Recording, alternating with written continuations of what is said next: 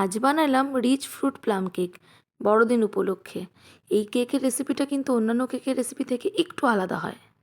প্রথমে dry fruits একটু কুচি করে কেটে নিয়ে 7 থেকে 8 ঘন্টা অরেঞ্জ জুসে ভিজিয়ে রেখেছিলাম।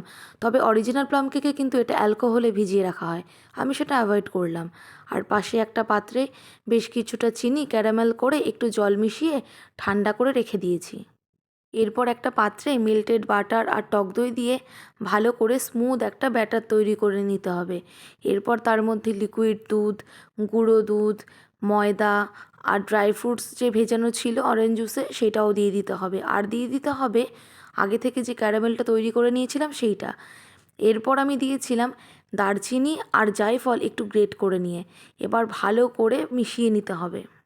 ব্যাটারটা যেন খুব বেশি ঘন বা পাতলা না হয়। এবার আমি বেক করার জন্য অ্যালুমিনিয়াম কন্টেনারে তেল ব্রাশ করে ময়দা মাখিয়ে রেখে দিয়েছি। বেক করার ঠিক আগের মুহূর্তেই দেব baking powder, baking soda, vanilla essence আর 1 চামচ মতো ভিনিগার। এবার ভালো করে মিশিয়ে নিয়ে ওই কন্টেনারে ঢেলে নিয়ে ওপর থেকে কিছু ড্রাই ফ্রুটস ছড়িয়ে দিয়ে বেকিংয়ের জন্য বসিয়ে দেব।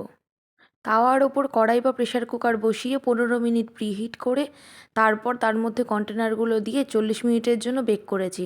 তবে হ্যাঁ, প্রেশার কুকারের সিটি কিন্তু খুলে রাখবেন। এবার দেখুন তো কেকটা কেমন নরম তুলতুলে হয়েছে, দারুণ তাই না?